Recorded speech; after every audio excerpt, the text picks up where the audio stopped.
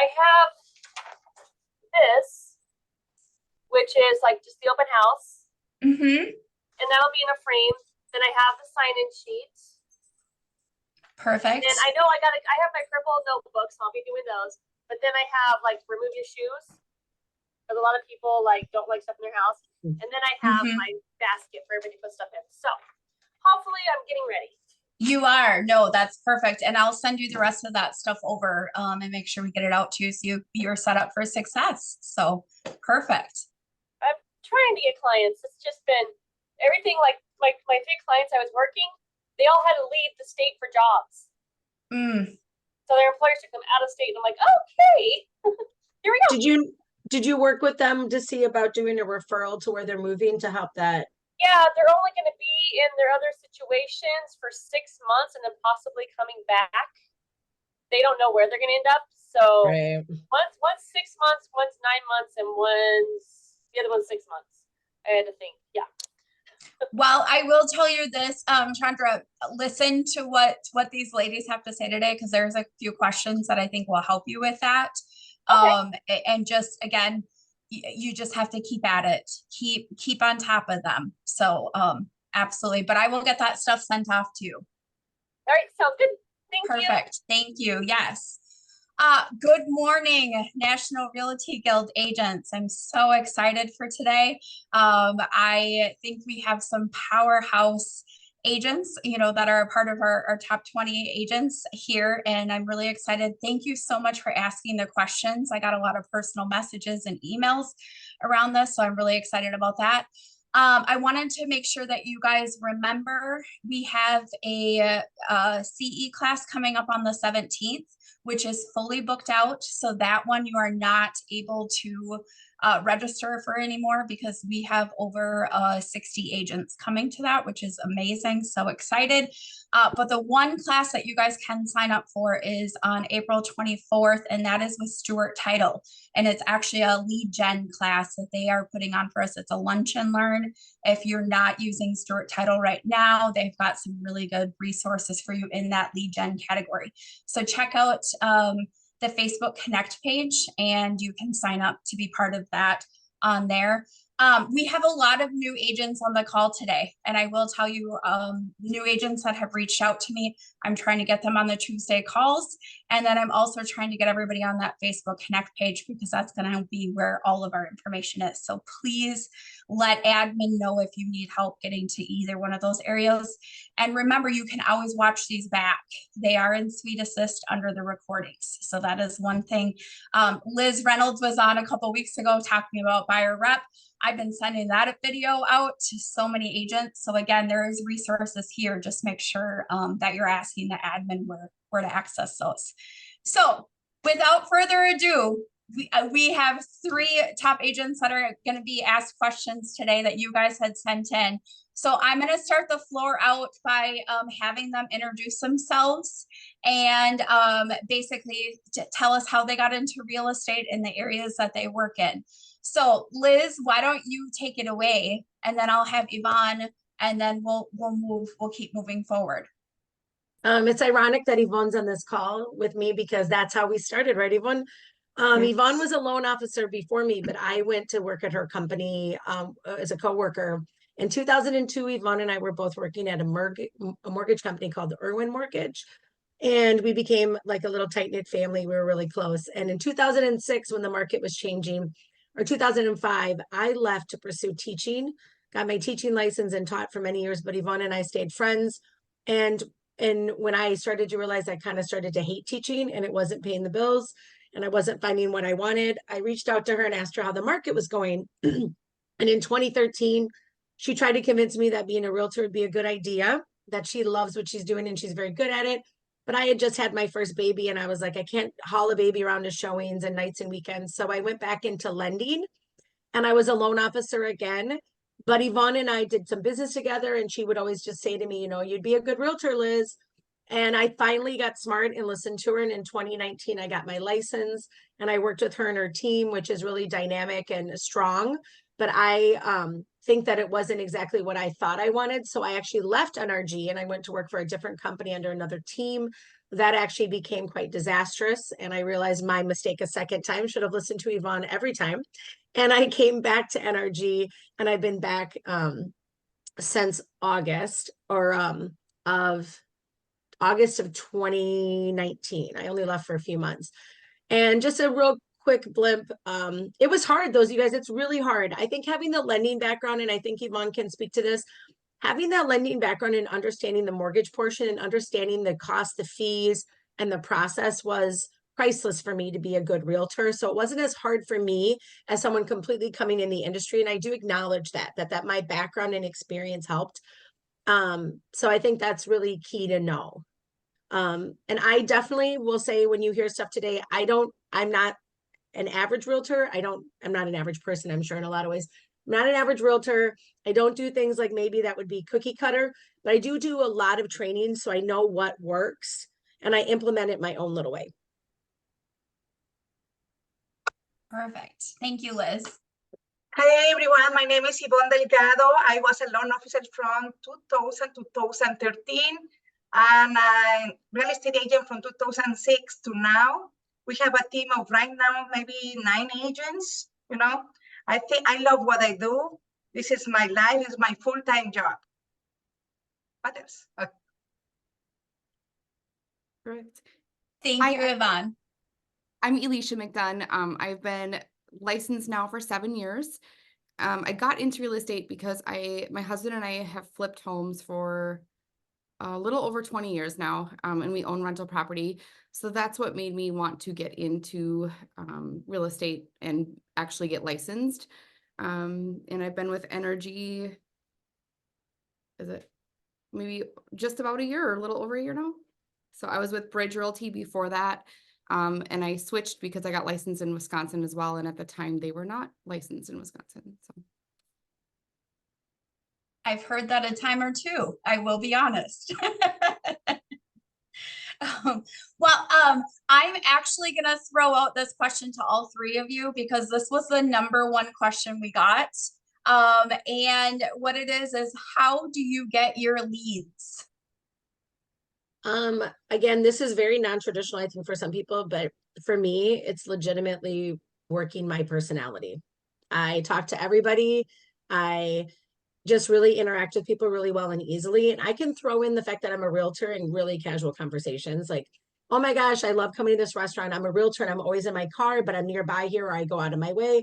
Just put it in there. Or like I'm at a grocery store and I say, oh, I'm grabbing at the counter. You know, you're like, oh, I'm just going to love to have snacks in my car because as a realtor, I'm driving around.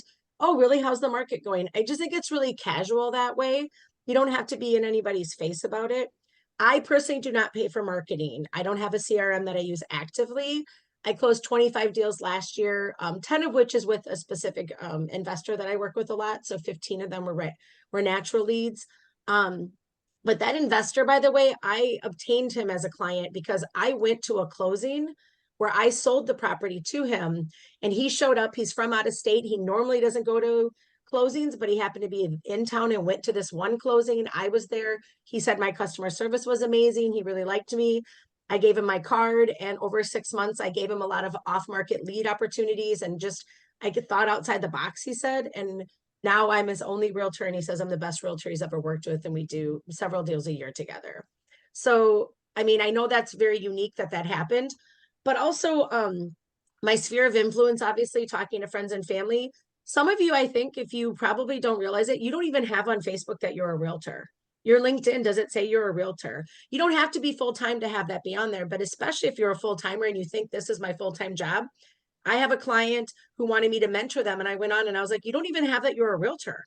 What? I'm like, you're not posting anything about real estate on your page for the last 9 months. Well, yeah, but people know. I'm like, no, they don't know. And guess what? You could literally throw a stick and hit 10 realtors in your neighborhood. So everybody's a realtor practically that they know. So you have to be the realtor that they see the most. Nextdoor app. I'm actually on my Nextdoor app. I used to pay to advertise for them, $80 a month, though, not that much. I got 3 deals out of that in 3 years. So I think it was a good payoff. But they changed the way they do it. So I no longer pay to advertise. But what I do is I post on there all the time. If someone's looking for a plumber, I reply. I'm a realtor and I work with lots of plumbers. If you give me your email, I'll send you my list of people. And people will reach out to me and then say, hey, but I don't even market to them. I don't CRM those people, which I probably should.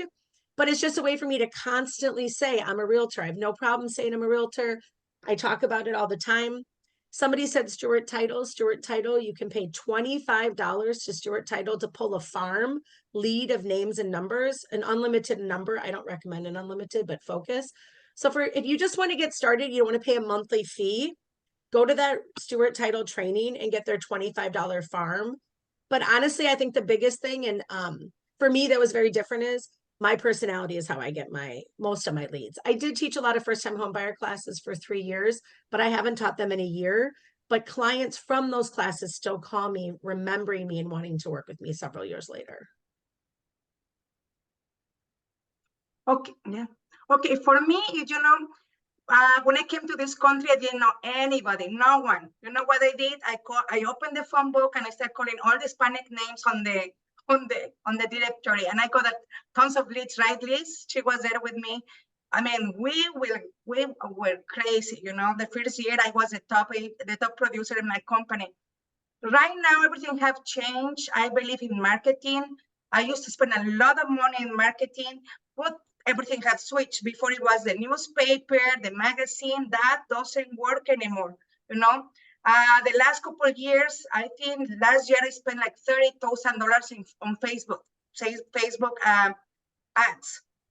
I believe you have to spend money to make money, But right now, everything have changed. Facebook is no longer the top producer leads. For me now, it's TikTok, I don't do videos of me talking on TikTok, but I post my houses, my open houses. When I sell a house, I put a picture of my clients with the house that they purchased, and I've been getting a lot of leads. Instagram, really, I don't know how to do it, but I still do Facebook and TikTok. That's my main goal. Every day I have to post something, and people is reaching out to me. Plus, I've been doing this for so long that, the kids of my previous clients are calling me, they are referring me people. Like last week, one of my past clients for like 10 years ago, she invited me to her church on Sunday. And they were gonna do like an event for the Hispanic community. And they were in need of some people, like real estate agents, attorneys, and whatever. And I called, they needed some people, and I called my insurance agent, my lender, myself, my staffing company. Oh my God, it was a success. We have more than 100 people there. We have so many numbers. Everybody was so happy. But I believe it's like helping the community. You can get a lot of leads and always be on top of the marketing. They have to see your face every day. I post every day. If you don't post, they don't know who you are, right? And there is so many agents there, brand new agents. You have to have a professional real estate page on Facebook and all the social media, Even if you spend a little bit of money, like $20 for your face to go around, that is worth it. I also pay a guy $150 for the last 15 years to have all my business cards in the Hispanic markets, Even if they don't call me, at least they see my face. Wherever I go now, they know who I am. That's how I do it. Awesome. Kind of piggybacking off both of you. I really liked, Ivonne, how you point out you don't know Instagram, but TikTok is really working well for you. So I really like to remind new people, you don't have to be an expert on every social media platform. Really find what works well for you, for your clientele. Facebook tends to be more older clientele that I work with. I do not do TikTok. It's very foreign to me. I can't figure it out. So that's, not where my forte is. So I'm really big on Facebook and Instagram. Again, being in front of people. All of my leads are referral based, repeat clients, and social media, and then just networking. My background prior to this, my career was a nurse. So that's where I really got started, helping a lot of nurses that I worked with. And then obviously they refer, and that continues to grow. So your first years in real estate are the hardest because they're the quietest, and it's the easiest to walk away. I'd say for most people, years 1 to 3, it's really tough. You feel like you're not going to get enough clients to survive, but it will happen. It's kind of that snowball effect. And as you continue, year 5+, it really starts to take off. And so being, using social media, like you said, using quality photos, I think that's so important. There's a lot of garbage out there. It's, it doesn't catch their attention. They're being bombarded every day with lots of agents, with lots of social media posts. So you want your stuff to stick out. Really, getting into your networks. If this is your part-time job, is there, a way to network in your full-time job that you can get clients from? Providing value is huge. So I know, Liz, you do something similar where people need help and I give help all the time. And I will have people say, why do you spend so much time helping people? Why do you do that? And it's, I enjoy it. For one, I like to give back, but it also does benefit you. People will think of you like, oh, I remember that person gave me, her painter and they were awesome. And I think she's an agent. I'm going to call her. So I get some of those phone calls, like a few years later, they remember me and come back because now they want to sell their home. So I think, providing value, sticking to whatever works for you, and paid versus unpaid marketing. I personally don't pay. I haven't needed to, but I completely agree with you, Ivonne. Like you spend money to make money, right? So the more effort, the more time and energy you put in and money, the more you're going to get back out of it. So. Yes, and also I forget to mention, because I used to do a lot of advertisement before, like I used to pay advertisement on TV, like the Latin, Univision, Telemundo. You spend maybe $3,000 per month, but everything has changed. The market has switched. The new generations are more into the social media, right? And that's what I say, okay, I spent 3,000. My husband and I and Mario Montañez, we decided to open a radio station, right? We are a bilingual radio. And really, believe me, we have a lot of leads coming from our radio. Every Wednesday at 1, I have my real estate show. I invite everyone, inspectors, title companies, painters, contractors, whoever wants to come in my show. Doesn't matter if they work for another company. I have people from Coldwell Banker, Remax, asking me to be on my show and say, welcome, Everybody have to listen to a different kind of agent, different kinds of types of thinking. And also some of our coworkers at NRG who are not part of my team, they call me, they want to do podcasts in my radio. They are welcome. Everybody is welcome. If you want to be part of the radio or you want to have a podcast, just call me and you are welcome. The doors are open for everybody because, there is all kinds of clients. Maybe they don't like me, but they like you, at least somebody's producing. That's my way of thinking. Yeah. And networking with each other, I think, helps a lot because I do the same. I'll refer them to other agents who are in their area, speak their language. There's a lot of referral-based things that go on, especially as you are in the real estate business longer. I agree.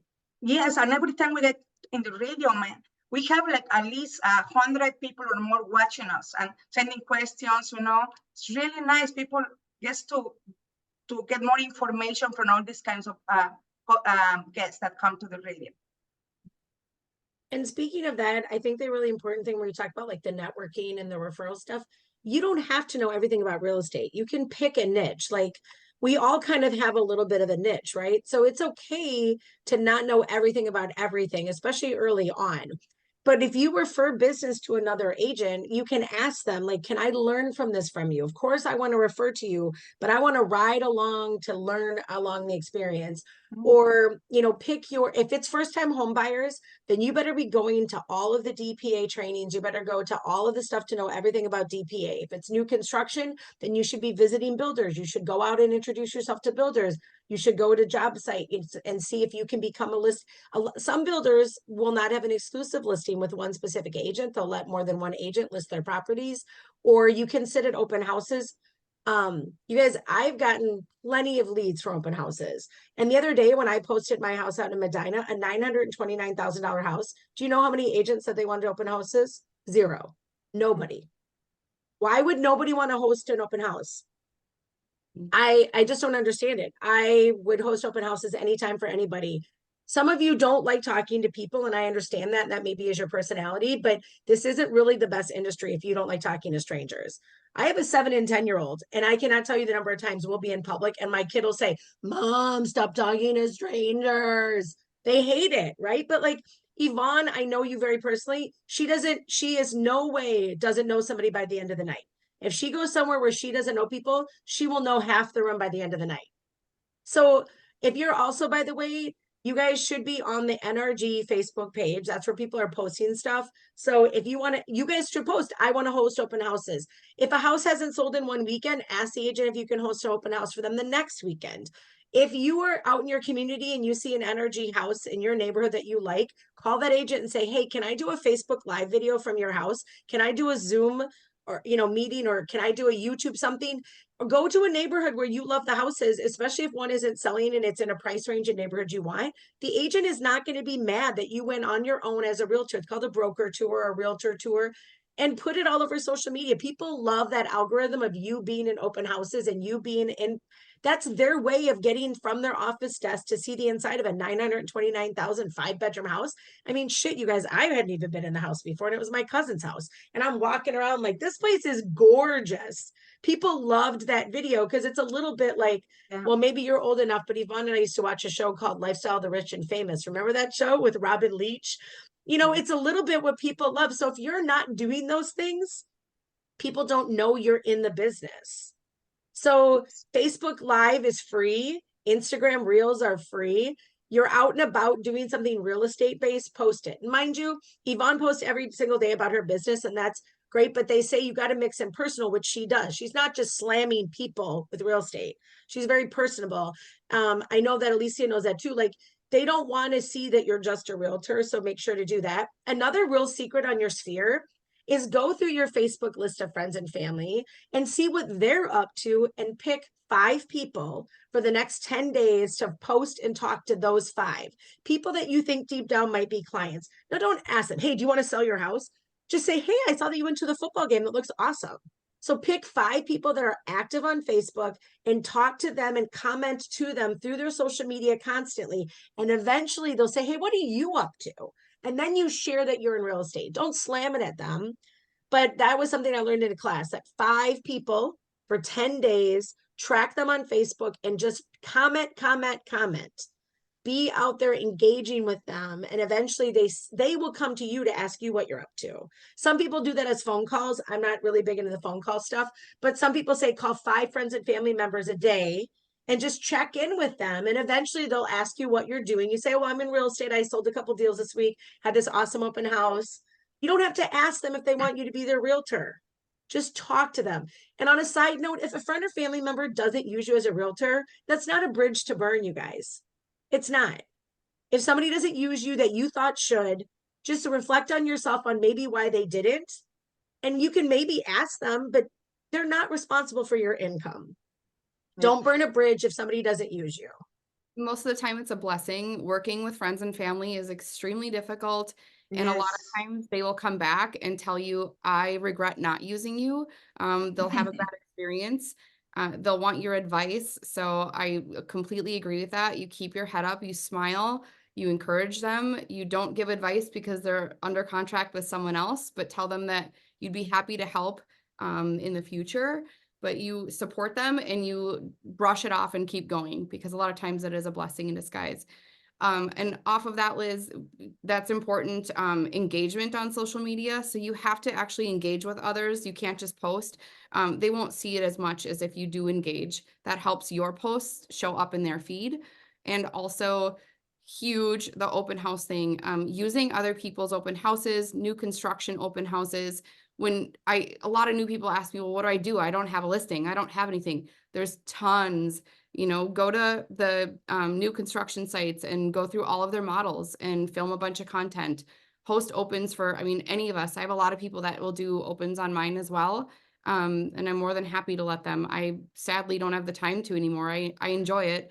But when I'm busy on the weekends, showing houses and I can't be there, it's awesome when I have someone help out. So I highly encourage that as well.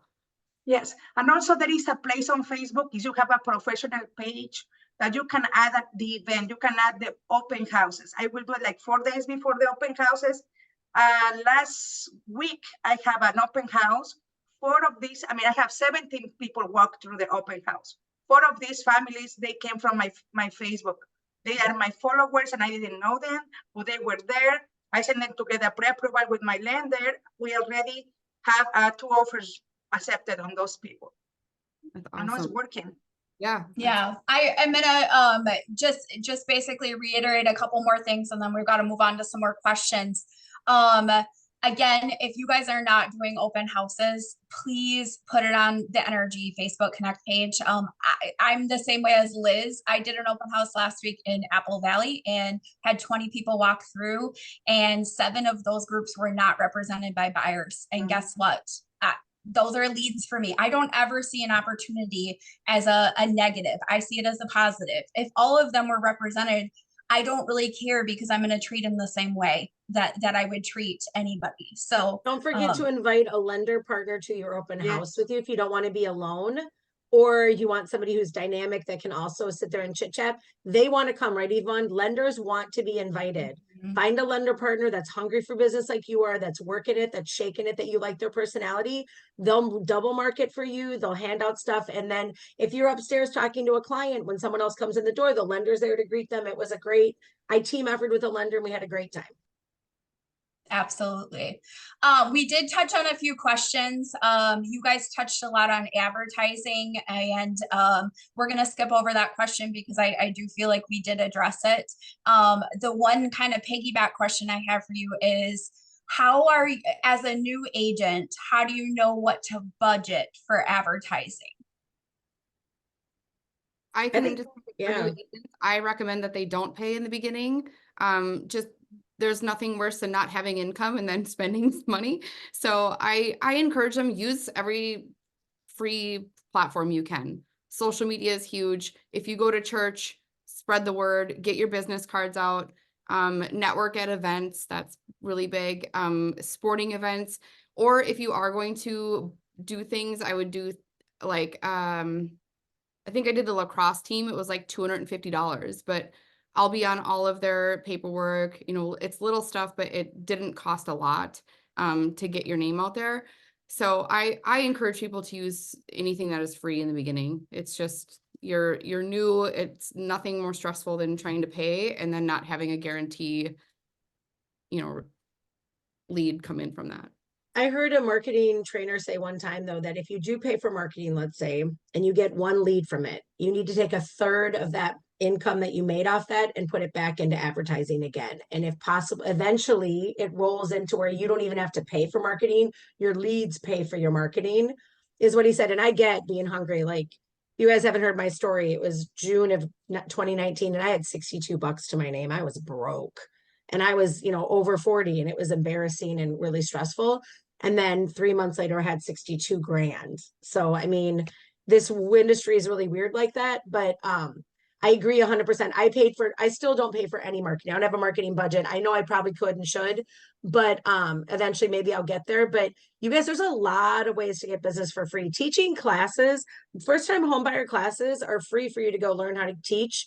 Ivonne, I know you did a ton of those when you first started too. Like, those are free. People will come. Those are buyers coming. And I don't mean you and a friend decide to hold a first-time homebuyer class. Those are hard to get people to show up for.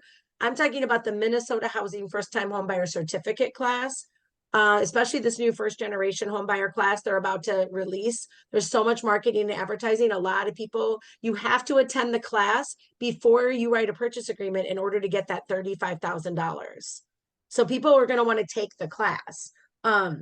Find a way to get certified through that, through First-Time Homebuyer Minnesota page.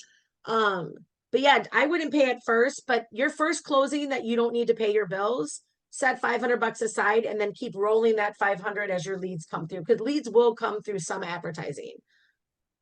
I mean, in my case, I believe, as a marketing believer, I think you have to put some money into, like, take some nice pictures, you know, professional pictures, have business cards, you know, wherever you go, here is my business card. I went dancing before when I was single. I used to, people ask me to dance, I say, of course, sure, here is my business card. Call me if you want to buy a house, right? Remember, Liz? There were times. I mean, you have to spend money. I believe, I mean, maybe buying like some card magnets with your face, you know, wherever you go, put it in your car. It's like $150 and you drive. People will call you. Remember, I do agree. People used to call me when we used to go out. Oh, for sure. I think the thing what Ivonne is saying is true, is that I think Elysia is what we're hinting at is don't commit to a monthly fee to a service until you're really sure it works. But what Ivonne says, please, you guys get quality photos taken, business cards. You know, if you have to pay somebody to do a decent website, that's fine, but you can do your own cheap and easy. But Ivonne said, I mean, that magnet on a car, like she said, that's free advertising everywhere you drive. You personally are your own free marketing person. But yes, I agree with Ivonne. You do, you know, your business is not a money saving endeavor. You're not saving money by being an entrepreneur. You're making money by spending that money the right way. We need to tell every entrepreneur that before they start. I love that. That's great. What would you guys say about, because we're talking about photography right now.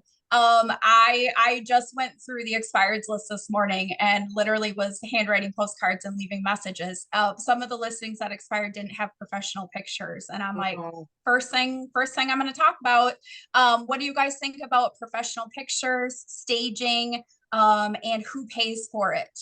Let's talk about that. Yeah, before I used to take the pictures myself, and that's not worth it. It's not a good value for the seller, you know. And now I pay like $185 to a good company, Stelling's Photography. They do the best job, you know. The pictures are really good quality, and it works for me, not for my listing. It works for me for my social media, right? Post, I have this house for sale in Bloomington, 4 bedrooms, 2 bathrooms. People call me because they say you always have the most beautiful houses for sale. You know, it's worth for both sides, listing and marketing. But I have seen some of the listings we have. Some of these pictures made me cry. You know, like they are horrible. No, because right now everybody, before they want to see a house, they go in Zillow, Trulia, all these websites, and they want to see the house that they like. But if you have bad pictures, they are not going to go and do a showing on that house, you know. Even if the house doesn't look nice, but if you have really nice pictures, you know, it's like Facebook dating, you know. If they see a nice picture, they will call you. Yes. I will spend $185 on having nice pictures. Lisa, I see your question, but Mill City Photography, they will do photos under 200 and they do a good job. And I'm sorry, what did you say about stands? Stainless. Oh, stainless photography. Yeah, Dan. Really good. Yes. So you guys, I agree 100% with these ladies are saying. You can tell when people you are doing a disservice to your clients because everybody's shopping online. Sure, a year and a half ago, you could put a trash can online and sell it. I get it. Like you could, like nobody cared about a look of a house when they were so desperate for inventory. But also, like Ivonne said, I've been doing with Dan for an extra 150. If you show up at the property, he'll film you opening the door and chatting about the house. And then he does this like 30-second cool video that everybody seems to really like it's a quick flash through. And for a little extra, he'll do one with me in it for branding, like Ivonne said, online. And then he'll cut you out and do the same exact video for a little bit of a fee. And I find that people really like those. They're very impressed by them. And I tried to do with my own Apple iPhone and it was a disaster. So it's worth it. I personally charge my clients for the photos when we're done, but I pay it up front because you gotta pay the invoice in order to access the photos to put them online. So you can invoice your clients if you want. You can choose to eat that. When we talk later, when Jill asks about like how we charge commission and stuff, that's up to you how you want to run your business. Whether you charge an admin fee or you eat it, whether you charge for photos, eat it, whether you charge to put the sign in the yard, that's up to you and your client. But what Randy will say, and I agree legally, put that in the buyer's rep agreement. When they sign it, say client will pay for photos, client will pay for signage, client will pay for broker admin fee. Don't hit them at the end because legally you don't have the right to do that. They can easily say they won't pay it after. My husband's coworker, he works for a realtor. He was out like $1,000 on a client because the deal didn't close. And at first he was a little miffy, but he also closed 32 deals last year. So maybe you just eat one deal. But when you're really broke, you can have the clients pay for it. I get that. The first couple ones, you can have your clients pay up front for any of those things beforehand if you want to. You can also, a lot of photographers will do things for free your first time. So when I was new, the first 4 deals I did, a photographer shot the home for free. I didn't have to pay. I also got to see what I liked and didn't like. Some people are like kind of heavy on the filters when they send them back to you, which I don't love. So I always use very high-end photography. The higher the price point of the home, the more I spend. Some of the packages for media are like $1,500. That's for video, aerials, photos, a few videos and walkthroughs and floor plans. The lower homes, Mill City or any of those lower price points, they still do a great job and it's professional. I personally pay for the photography. It's part of my service. And I will put in there that if the home does not close or they don't want to sell, that they will just reimburse me any of those marketing costs. Because if I'm not getting paid or they decide they don't want to sell, then I'm getting that back. I know we're probably moving into this anyway, so that commission, I kind of had a sliding scale. So it kind of breaks down to people what that includes. If it is a full 6% listing, I'm taking care of all that, the sign, the photography, etc. If it's something that the clients need and maybe the house is just not list ready, so to speak, it's more of an investment type property, like a flip, then that changes and they will usually cover the photography, take care of any of that, because my commission's also lower on that. So that's something that I encourage people to set up, in advance, kind of that sliding scale, and list out what you're going to include, what value you're going to provide. I don't think it's okay to just go offer 6%. As you see with the settlement, that's part of people's frustration. I'm paying so-and-so to list my house at 7%. I've heard, and they're not even providing the same as someone doing it at 5%. So really laying out what you're going to do and what your marketing plan is really important. Do you have like I've heard lately a lot of people are going to like a tiered package, and that kind of seems very similar to, Exactly. okay. And then when you do like your listing presentation to them, are you basically giving them those options and letting them choose? Yes. Yep. But honestly, I guess I almost choose in a way. So meaning I'm not going to list a $2 million home at the bottom of my tier, right? And I tell people that, like, here's where I think your house fits, and this is what I provide and what I think I need to sell your house. So if someone will not agree to pay a certain amount, I won't take the listing. If they do not want professional photos, I won't take the listing. That's my choice, because it's also a product I'm putting out and it's a service, and I don't want other people to say, oh, she took like photos of their iPhone in the dark and slapped it on MLS. That's just not me. I don't want that look, so to speak, so that it doesn't help my client at all. So if that's what they want to do, that's usually when they call the MLS, I forgot his name, but they do it's like $500 and they throw it on MLS and then they're self-service. So that's important to me. And I kind of show them where they'd land on that. And I've never had a problem. I mean, most people are willing to pay for that value. Absolutely. Liz, can you maybe go into a little bit more details on how you charge commissions and that conversation that you're having with your clients? Yeah, I'm very similar to Elysia. I have a sliding scale. I just kind of know what the client's looking for, and then I gauge whether or not I'm going to charge them anywhere from 1% to 3.3 for a listing. Because I feel like you kind of know that your client, for me personally, if somebody's not going to work with me over $1,000 and I really want the client and I think it's not going to be a huge pain, I'll give up $1,000 to get a client because I didn't pay for marketing to get them in the first place. So it doesn't bother me. Some people will sometimes squawk like, you're a discount agent. Well, you know what? I make more money than some agents because they have to give 50% to Keller Williams and I don't. You have to remember that like a lot of these people that charge the 3.3 and had it, if you didn't work at another company before, when I worked at a certain broker in town, we were told we had no choice in what we charged. We could not negotiate that with our clients. Again, that's why there's this lawsuit, because when you were out meeting with a client, if you adjusted your commission and they took a percentage from that commission, then you were deciding how much they got to make. So they would tell us, and I hope they find those emails that they would send us that they can get busted even more for this. We were told 3.3, 2.7, 3.3, 2.7, 6%. That's how we do it here in the Twin Cities. No, I can do what I want. Have I done deals where I wish I hadn't given a discount because it was a lot more work? Of course. Have I done deals where I've made a ton of money and it's like blown my mind that I made that much money on an easy deal? First showing, first house, first client. That's our lives, you guys. It's like that. I showed a lady 50 houses. I'm about to sell her third property now, right? The first time I was with her, 50 houses. I ended up loving her. We would go out for drinks. She's a great lady. But yeah, it was exhausting. But that is our jobs and it doesn't balance out. Don't assume it's going to balance out. And also, by the way, when I used to give bigger discounts, when I used to work with, we talked about this at the giving group. That was a big thing about the giving group.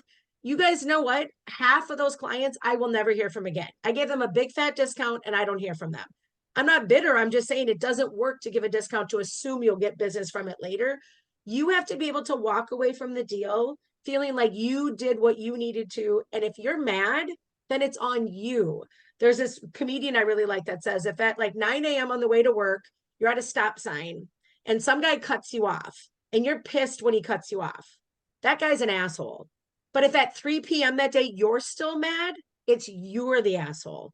Like if you make a deal with a client and you feel like, oh, I'm so mad I didn't make as much money as I wanted, then move on. This business is not purely about the money. If you're focused on the money, please leave. We don't need people that are out there only for the money. Is it amazing money? It's amazing. If you haven't had another job, this is amazing money. I can tell you that I know McDunn, man, changing bed sheets compared to this, right? Like dealing with clients who are crabby and angry in the hospital system. Ivonne knows better than anybody too, that like when you're doing lending versus this, we have more control and more freedom than lenders do.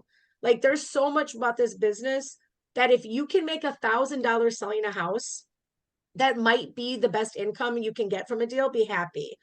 But you got to have it in your contract and you need to go in explaining to your clients why that's what you're charging. If you want to charge 3.3, good for you. I don't blame you. Go for it. But then you better have a value proposition to explain why they deserve to be paying 3.3.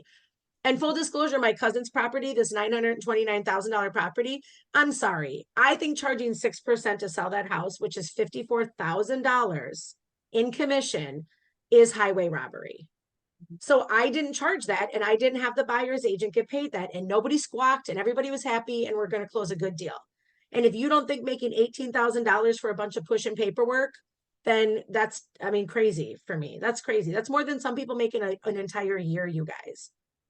And so that's me. I value proposition up front. I'm clear. I look at my numbers and I know beforehand. Here's the other thing. Feel the red flags being thrown in your face. If a client is awful and tough and nitpicky, then walk away now. Do not deal with clients like Elysia said. If they don't want professional photos and they're bitching and moaning about you coming to visit and they don't want anybody in their house and they don't want showings and they got a dog that they don't want to clean up the poop in the yard and all these things, then you should stop and say to yourself, do I really want to work with this client? Probably not. Give it to some other agent. I've had 3 of them call me back, whether they used another agent and it didn't go well, or after interviewing other people, they said, you know what, you're right. We just had to calm down and they'll call you anyway. So I always tell people, stick true to your service and what you want to provide, and then let people come to you and make sure it's a good fit. No money is worth the stress and anxiety of a bad client. It's never worth it. Also, please acknowledge, you guys, that some people either culturally or personally just want to negotiate. They want to cut a deal. They feel like they've won if it's $100. So maybe know beforehand, like she said, know beforehand that you can eat the broker admin fee. Know beforehand that you're willing to eat the photography. Go in without those things first and give them up as you go if you need to. But some people culturally, that's just their thing. Negotiating is part of culture for some people. I got my guy that I do 10 deals with, 3 times he's tried to push me really hard on money. And all 3 times I stood my ground and he still to this day comes back to me and says, yep, I want to work with you. Yep, you're the best. He left once and came back and said, well, that wasn't worth the $500 savings I thought it was. So just, you have to know though what you're willing to do. I'm done now. I'm sorry. I talked a lot. It's okay. No, you're good. Ivonne, I'm going to ask you this question just because of you have the experience. And again, we need to, what would you say is the hardest thing about being in real estate? Just taking away time from my family. That's the hardest thing, you know? I work every day. I used to work more like, I mean, Monday through Sunday, but now I have assistants and my husband is helping me. I have more freedom to spend time with my kids. That's the only thing that I think is the worst thing. Absolutely. Time management, I think in our industry is probably one of the hardest things because people always say like, oh, I got into this because I had more flexibility. And I'm like, we work nights and weekends. So remember that. Yeah, I have customers used to call me 1 in the morning because that's the only time when they're coming out of work, you know. And it's when I started, I was answering and I'm writing contract at 1 in the morning, you know. But it's what it is. You want to make money. Yeah. Speaking of protecting time, though, you guys, if you're a listing agent and you've got multiple offers, and the agent says to you, hey, I maybe want to make an offer, but these are my terms. Ask them what their terms are and tell them straight up that is not going to compete in our market. That's not a disservice to your client, right? You can say, you can write that offer, but I'm going to tell you right now that doesn't meet the terms needed. I've had multiple agents say, thank you so much. I'll go back to my client and tell them that's not a good offer. And I've had agents say, thank you. I'm at a water park with my kids and I have to leave to write this offer. I don't want to write it unless it's actually going to compete. I've had that happen. Now, you're not presenting offers, but you just tell them up front, that is going to waste your time. And honor each other. Just be honest without giving away the cow. I don't say like, oh, well, this is the price I need if you can't meet it. I just say those terms are not going to be worth your time. Yeah. Absolutely. I mean, pick up the phone and call. I think that's the biggest thing. Yeah, and also, learn to do the contracts on your phone. This saves me a lot of time. It takes me 5 minutes to write a contract.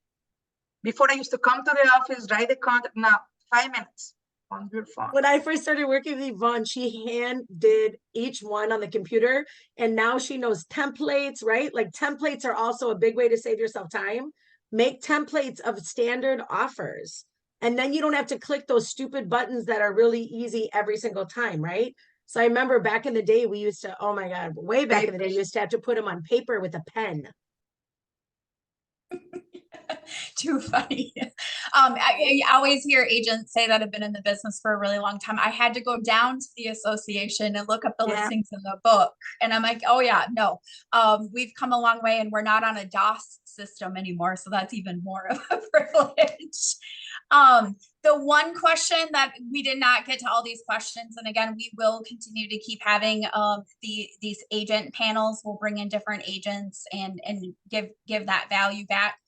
The one question we did get, and again, it's a very gray area right now, but I want to kind of get this question out there.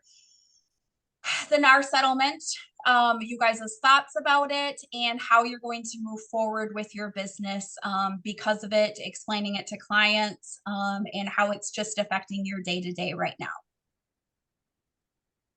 So far, for me, it haven't affected at all. I have like 7 closings coming. What I hear from another co-workers from different companies, they have a closing that's supposed to happen last week. And one of the buyers decided to wait, say, I want to wait after July. I don't want to pay, or listing contracts have been canceled, because they don't want to pay the fees. But so far for me, it haven't affected me. But it's because my community is different, they need me from day one. The buyers always call me, where do I go? Where do I go? I am the one who has the questions, who send it to the right lenders, they can help them, to get a pre-approval letter. I have to help them to get the insurance, everything, all the way through. It's kind of different, but I think it's hard for some of the agents right now, having listings or, representing someone. Yeah, I think there's a lot of fear, especially with everything going on, the change, the uncertainty. And for me, it hasn't affected me yet. Most of my buyers obviously are like, we don't want people to work for free. They want to be represented. They want help. It's a really big transaction. And they don't want people to not get paid. And I'm actually having the same conversation with some sellers who are going to be moving into summer, late spring, summer listings. And they say the same thing. Like, oh, I understand we can't advertise it, but what's the best practice? Like, how are we going to get people in? Because like I encourage them, you know, if you have a listing and nobody is there to represent and help them, and how are you getting your buyers in? You know, agents wouldn't want to show homes and work for free. Nobody would. And I think that's a big expectation from sellers as well, is what do we need to do to stay competitive and get people in the home? So really looking at how the compensation, those conversations, I think this is going to move in a direction where we're having a lot more conversations with agents versus everything's just online. It's posted, here's your commission, come on in.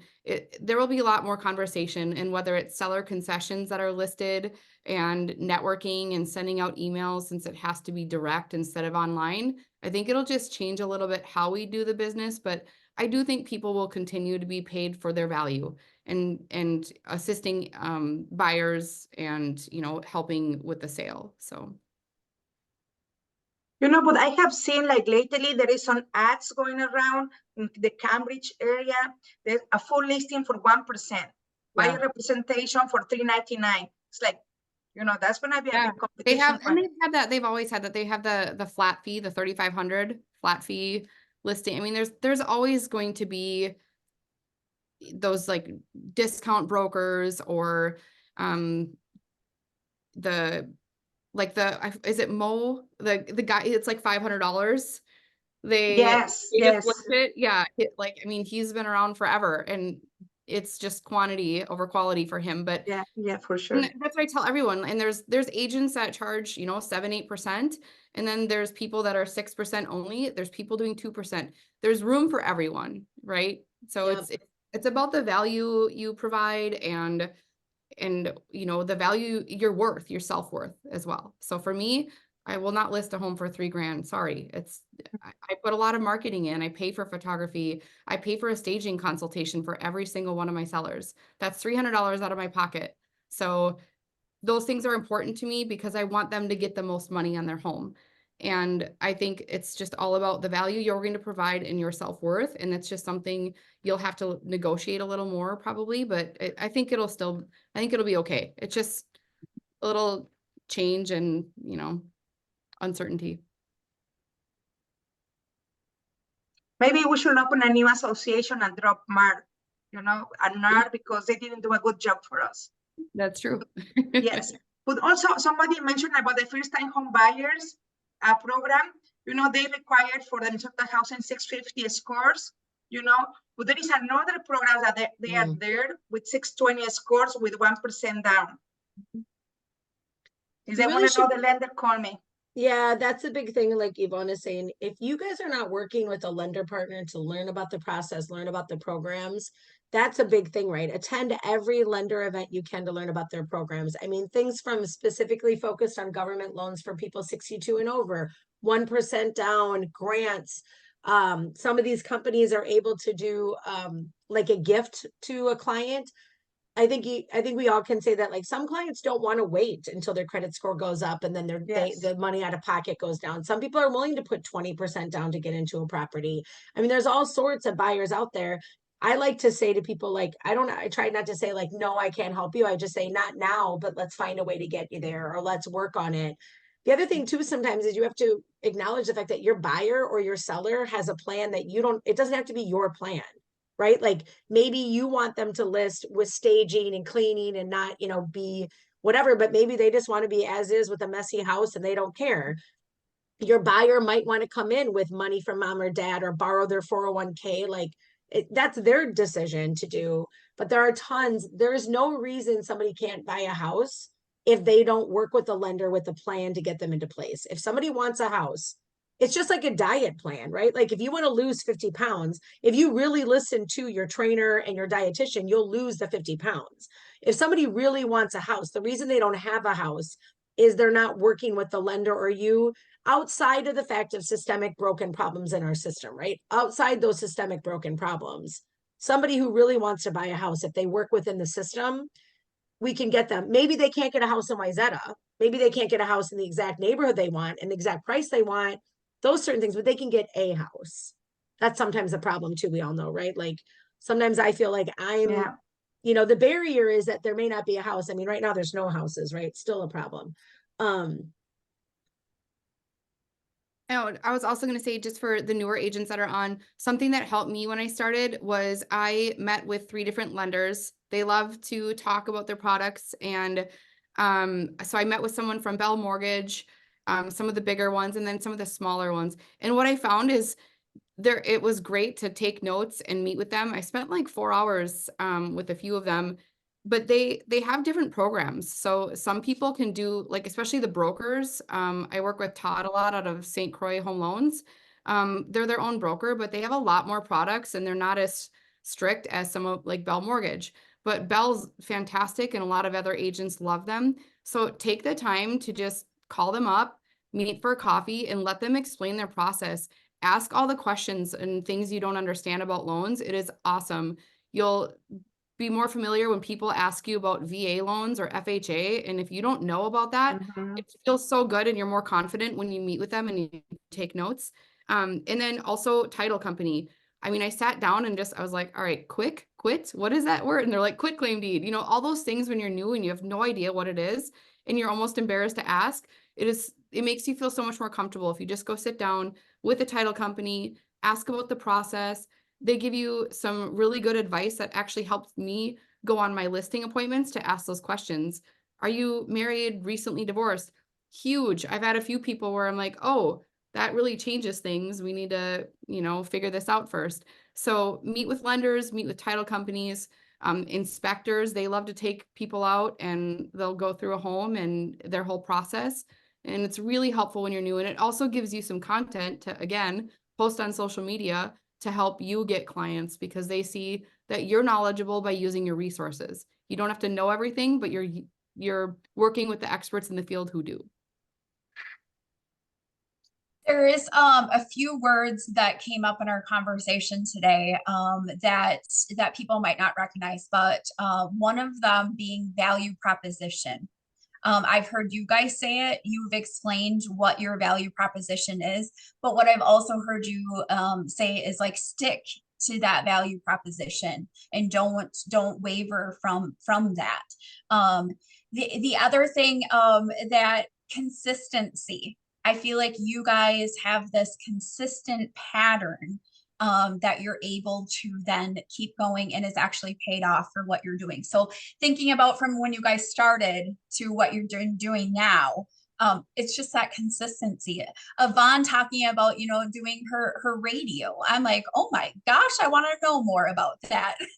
There's just so many good tips and tricks, but the whole thing about it is surround yourself like what we are doing today. Surround yourself with people, lenders, title people, inspectors, network with people, ask questions. I'm gonna leave this note and I want you guys to each explain to us maybe one piece of advice that you would give a real estate agent right now. So Ivonne, why don't you kick that off? You know, I think partner with the perfect lender because you know, right now I have a lender who is offering me something of value. They are using artificial intelligence. They're gonna call all my contacts on my phone, you know, like it was me, you know. That way I can, you know, some of these clients can come back to me like that I wasn't expecting, you know. And what else? Because many lenders will call you and offer their services, but they are not gonna be there for you when you need it. Just find somebody who is there. If you have a question on Saturday or Sunday or in the afternoon, you know, who is always there for you. I think my advice would, part of staying consistent would be commit to yourself. So whether it's I'm going to post 3 times a week to start out on social media, and then also pick one day each week to go do something active in real estate, whether it's tour model homes on, you know, every Friday I'm going to go tour model homes. And then the next week you're going to meet with the lender, next week with a title company, and so forth. Just making sure you commit to yourself because it's really tough. If any of you are a part-time agent, I know in the beginning for me, it's hard after I was a nurse all day to come home and really put that back in so that I would reinvest in my part-time job, right? So really committing to yourself, setting that time apart and staying consistent, I think that's really helpful. I would say 2 words, be kind. Just be kind to other agents in the industry, get to know Yes. people, be professional with people when you're talking to them. You never know when you're going to cross the desk. I mean, I have somebody right now, I had to make an offer on a deal where I was nervous that we would even get it even looked at because of the last time we worked together on a deal. But thankfully they accepted my client's offer finally, and we're working and rolling. But I think and good communication with your clients and your partners and the people you're working with, both between your marketing and other things, but also just nice to each other. It's not that hard to be nice to each other. You'll run into those same people. I had it recently where someone was berating, very rude, and it was really unfortunate. I held my ground and I bit my tongue, and I'm glad I did, because the next house that I showed, of course, was his listing. So Yep. It's a small world, and it pays to be kind, stay humble, and just work through it and take the beating, so to speak, sometimes. Absolutely. Yeah. And if you don't know the answer, always call somebody that co-workers, lenders, inspectors. I didn't know anything about houses before, but what I did is attend the inspection with my clients. That way you learn, but that's really important. Yeah. You'll learn so much if you attend those inspections. Yes. I mean, we've bought properties with no inspections now multiple times, because you learn what the inspector looks for and what you can look for yourself, and what difference is it going to make, as far as, because they aren't even beholden to making a bad call on something. They don't even lose. So it's, you can jump a little if you know a lot of house functions. But I think it's good to always, like, I worked with a couple investors, and we went to houses all the time in our area, like my areas, which is the east side of St. Paul and to the river and stuff. And we would go endlessly to houses. So you really know, I mean, back in the day when I did a lot more real estate, you'd really know when it was a good deal, when you'd see something be a great buy, and not, to know your area. And also, like Elysia said, or somebody else said here, that to get to know those agents, because it is like, there's so many agents on the other side of town in the West Metro that I've never, I mean, I just can't believe how many agents are out there and you've never heard of them. And yet you'll come across, get to know who your foreclosure sellers are, because those will be coming. And I'm seeing them back on. There's certain agents that do foreclosures. So you might hear of something sooner. Absolutely. I want to thank you guys so much. I want to thank these ladies on this agent panel. This was such valuable information. Again, we will consistently keep doing this and bringing in other agents just to help you through this process. One thing that I guess I just want to say is, like, let's give each other some grace. And remember that somebody could be having a hard day. So if you smile at them, you could change their whole trajectory of where they're going to go. So definitely remember that. Next week, I have a friend of mine coming in from California that's going to be on our Zoom call. She runs a real estate for Canva. So she's going to walk us through how to use Canva from the very beginning, basics. So if you're not using that already, again, it can be a free platform to use, but again, for good marketing. So tune in for that. But otherwise, you guys, thank you so much for your time. Time is precious and valuable. So I hope you took something away from this, and go out and be amazing. Reach out to admin if you have any other questions. If you got legal questions, reach out to Randy. Otherwise, we're all here to help you. So thank you guys. Have a great day. Thanks, Jill. Thank you. Thank you, everyone. Thank you.